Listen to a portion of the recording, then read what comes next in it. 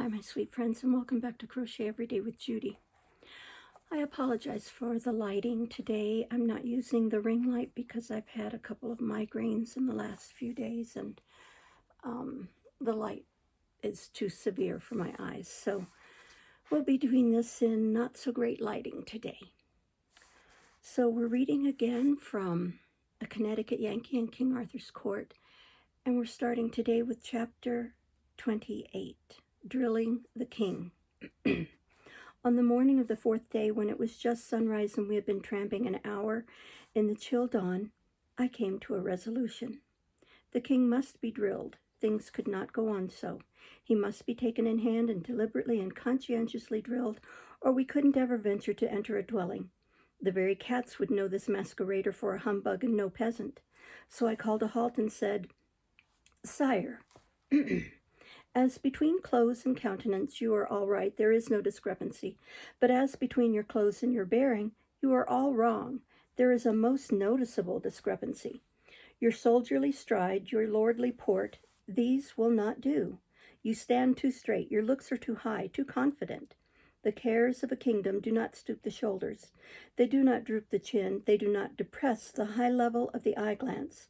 They do not put doubt and fear in the heart and hang out the signs of them in slouching body and unsure steps. It is the sordid cares of the lowly born that do these things.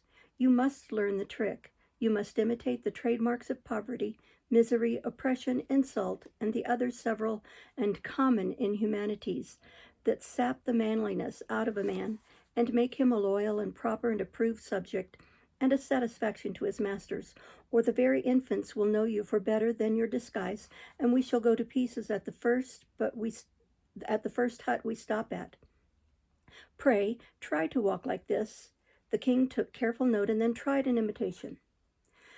Pretty fair, pretty fair. Chin a little lower, please. There, very good. Eyes too high. Pray don't look at the horizon. Look at the ground. 10 steps in front of you.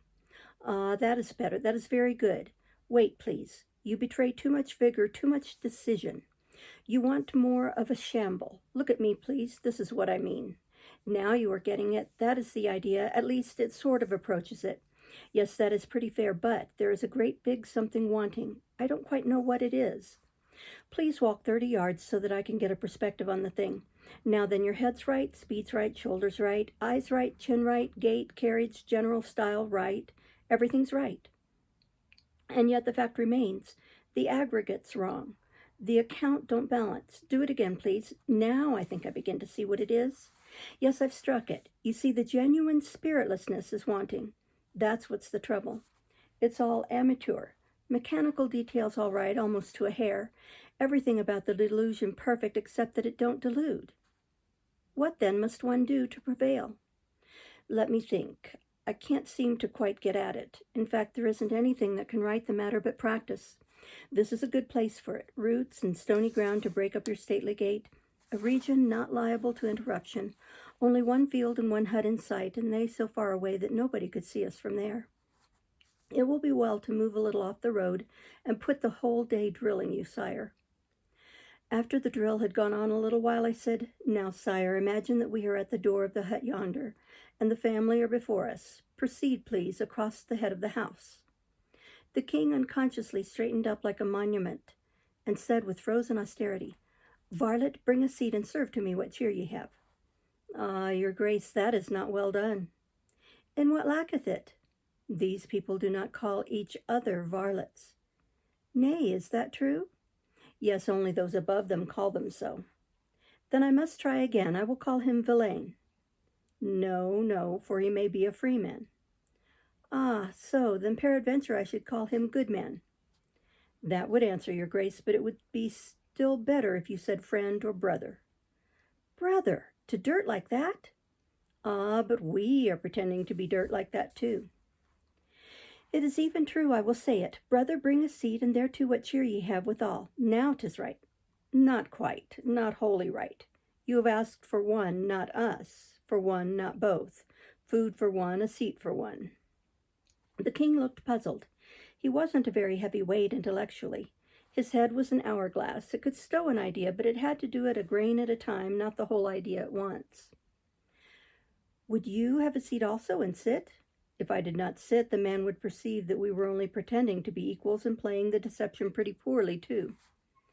It is well and truly said, how wonderful is truth, come it in whatsoever unexpected form it may.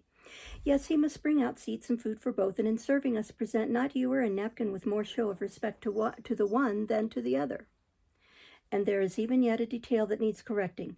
He must bring nothing outside. We will go in among the dirt and possibly other repulsive things, and take the food with the household, and after the fashion of the house, and all on equal terms, except the man be of the serf class.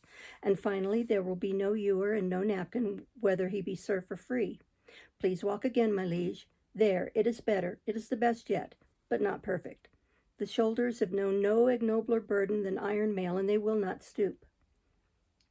Give me then the bag. I will learn the spirit that goeth with burdens that have not honor. It is the spirit that stoopeth the shoulders, I ween, and not the weight. For armor is heavy, yet it is a proud burden, and a man standeth straight in it. Nay, butt me no buts, offer me no objections. I will have the thing, strap it upon my back. He was complete now with that knapsack on, and looked as little like a king as any man I had ever seen. But it was an obstinate pair of shoulders. They could not seem to learn the trick of stooping with any sort of deceptive naturalness. The drill went on, I prompting and correcting. Now make believe you are in debt and eaten up by relentless creditors. You are out of work, which is horseshoeing, let us say, and can get none. And your wife is sick, your children are crying because they are hungry. And so on and so on. I drilled him as representing, in turn, all sorts of people out of luck and suffering dire privations and misfortunes. But Lord, it was only just words. Words. They meant nothing in the world to him. I might just as well have whistled. Words realize nothing, vivify nothing to you unless you have suffered in your own person the thing which the words try to describe. They are wise people who talk ever so knowingly and complacently about the working classes, and satisfy themselves that a day's hard intellectual work is very much harder than a day's hard manual toil, and is righteously entitled to much bigger pay. Why, they really think that, you know, because they know all about the one but haven't tried the other. But I know all about both, and so far as I am concerned, there isn't money enough in the universe to hire me to swing a pickaxe 30 days. But I will do the hardest kind of intellectual work for just as near nothing as you can cipher it down, and I will be satisfied too. Intellectual work is misnamed. It is a pleasure, a dissipation, and is its own high reward. The poorest paid architect, engineer, general, author, sculptor, painter, lecturer, advocate, legislator, actor, preacher, singer is constructively in heaven when he is at work. And as for the musician with the fiddle bow in his hand, who sits in the midst of a great orchestra with the ebbing and flowing tides of divine sound washing over him, why, certainly he is at work if you wish to call it that, but Lord, it's a sarcasm just the same. The law of work does seem utterly unfair, but there it is, and nothing can change it. The higher the pay and enjoyment the worker gets out of it, the higher shall be his pay in cash also. And it's also the very law of those transparent swindles, transmissible nobility and kingship. Chapter 29. The Smallpox Hut. When we arrived at that hut at mid-afternoon, we saw no signs of life about it. The field nearby had been denuded of its crops some time before and had a skinned look, so exhaustively had it been harvested and gleaned. Fences, sheds, everything had a ruined look and were eloquent of poverty. No animal was around anywhere, no living thing in sight. The stillness was awful. It was like the stillness of death. The cabin was a one-story one whose thatch was black with age and ragged from lack of repair. The door stood a trifle ajar. We approached it stealthily, on tiptoe and at half-breath, for that is the way one's feeling makes him do at such a time. The king knocked. We waited. No answer. Knocked again. No answer. I pushed the door softly open and looked in. I made out some dim forms, and a woman started up from the ground and stared at me, as one does who is wakened from sleep. Presently, she found her voice. "Have mercy," she pleaded. "All is taken, nothing is left." "I've not come to take anything, poor woman." "You are not a priest?" "No." "Nor come from the lord of the manor?" "No, I am a stranger." "Oh, then for the fear of God, who visits with misery and death such as be harmless, tarry not here, but fly. This place is under his curse, and his churches." "Let me come in and help you. You are sick and in trouble." I was better used to the dim light now. I could see her hollow eyes fixed upon me. I could see how emaciated she was. I tell you the place is under the church's ban. Save yourself and go before some straggler see thee here and report it. Give yourself no trouble about me. I don't care anything for the church's curse. Let me help you.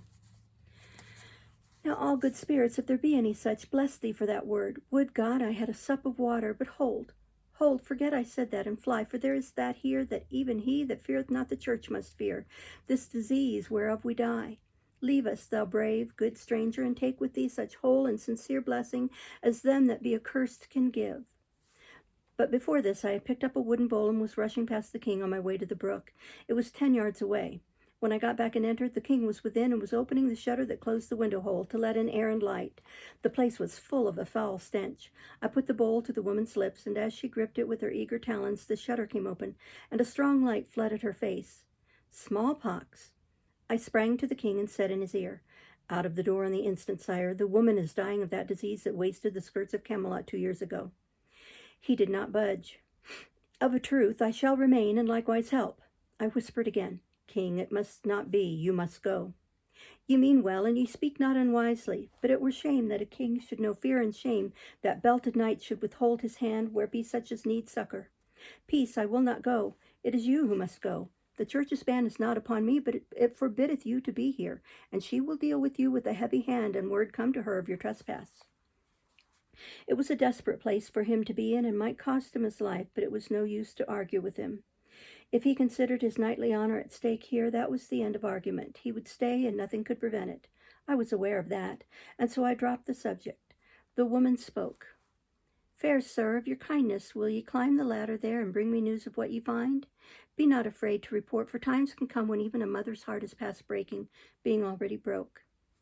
Abide, said the king, and give the woman to eat. I will go, and he put down the knapsack. I turned to start, but the king had already started. He halted and looked down upon a man who lay in a dim light and had not noticed us thus far or spoken. Is it your husband? The king asked. Yes. Is he asleep? God be thanked for that one charity, yes, these 3 hours. Where shall I pay to the full my gratitude? For my heart is bursting with it. For that sleep he sleepeth now. I said, We will be careful. We will not wake him. Ah, no, that ye will not, for he is dead. Dead? Yes, what triumph it is to know it. None can harm him, none insult him more. He is in heaven now and happy, or if not there, he bides in hell and is content, for in that place he will find neither abbot nor yet bishop. We were boy and girl together. We were man and wife these 25 years, and never separated till this day.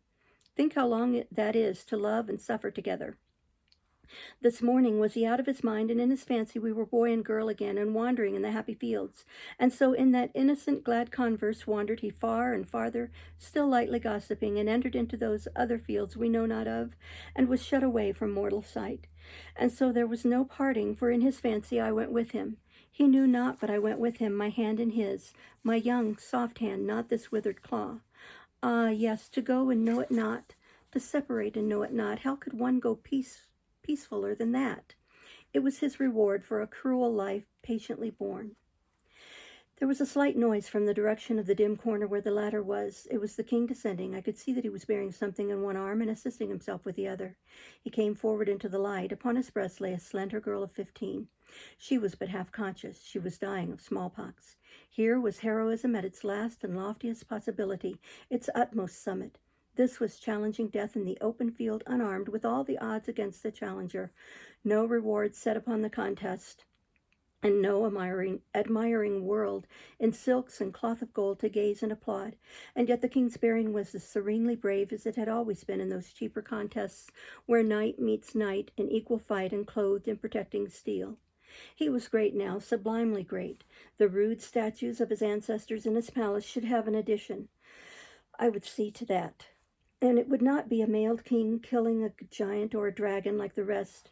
It would be a king in commoner's garb, bearing death in his arms, that a peasant mother might look her last upon her child and be comforted. He laid the girl down by her mother, who poured out endearments and caresses from an overflowing heart, and one could detect a flickering, faint light of response in the child's eyes, but that was all.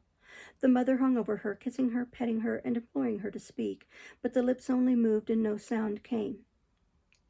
I snatched my liquor flask from my knapsack, but the woman forbade me and said, No, she does not suffer. It is better so. It might bring her back to life. None that be so good and kind as ye are would do her that cruel hurt. For look you, what is left to live for? Her brothers are gone, her father is gone. Her mother goeth, the church's curse is upon her, and none may shelter or befriend her, even though she lay perishing in the road. She is desolate. I have not asked you, good heart, if her sister be still on, live, here overhead. I had no need. Ye had gone back else, and not left the poor thing forsaken. She lieth at peace, interrupted the king in a subdued voice. I would not change it. How rich is this day in happiness! Ah, my Annis, thou shalt join thy sister soon. Thou art on thy way, and these be merciful friends that will not hinder. And so she fell to murmuring and cooing over the girl again, and softly stroking her face and hair, and kissing her and calling her by endearing names. But there was scarcely sign of response now in the glazing eyes. I saw tears well from the king's eyes and trickle down his face. The woman noticed them too, and said, "Ah, I know that sign. Thou'st a wife at home, poor soul, and you and she have gone hungry to bed many's the time, that the little ones might have your crust. You know what poverty is, and the daily insults of your betters, and the heavy hand of the church and the king." The king winced under this accidental home shot, but kept still. He was learning his part, and he was playing it well, too, for a pretty dull beginner. I struck up a diversion. I offered the woman food and liquor, but she refused both. She would allow nothing to come between her and the release of death. Then I slipped away and brought the dead child from aloft and laid it by her. This broke her down again, and there was another scene that was full of heartbreak. By and by I made another diversion and beguiled her to sketch her story. You know it well yourselves, having suffered it, for truly none of our condition in Britain escape it. It is the old weary tale. We fought and struggled and succeeded, meaning by success that we lived and did not die. More than that is not to be claimed. No troubles came that we could not outlive till this year brought them. Then came they all at once, as one might say, and overwhelmed us. Years ago the lord of the manor planted certain fruit trees on our farm. In the best part of it, too, a grievous wrong and shame. But it was his right, interrupted the king. None denieth that indeed, and the law mean anything. What is the Lord's is his, and what is mine is his also. Our farm was ours by lease, therefore 'twas likewise his to do with as he would. Some little time ago 3 of those trees were found hewn down. Our 3 grown sons ran frightened to report the crime. Well, in his lordship's dungeon there they lie, who saith there shall they lie and rot till they confess. They have not to confess, being innocent, wherefore there will they remain until they die. You know that right well, I ween. Think how this left us, a man, a woman, and 2 children, to gather a crop that was planted by so much greater force, yes, and protect it night and day from pigeons and prowling animals that be sacred and must not be hurt by any of our sort. When my lord's crop was nearly ready for the harvest, so also was ours. When his bell rang to call us to his fields to harvest his crop for nothing, he would not allow that I and my 2 girls should count for our 3 captive sons, but for only 2 of them, so for the lacking one we daily fined. All this time our own crop was perishing through neglect, and so both the priest and his lordship fined us because their shares of it were suffering through damage. In the end, the fines ate up our crop, and they took it all. They took it all and made us harvest it for them, without pay or food, and we starving. Then the worst came, when I, being out of my mind with hunger and loss of my boys, and grieved to see my husband and my little maids in rags and misery and despair, uttered a deep blasphemy. 1,000 of them, against the church and the church's ways.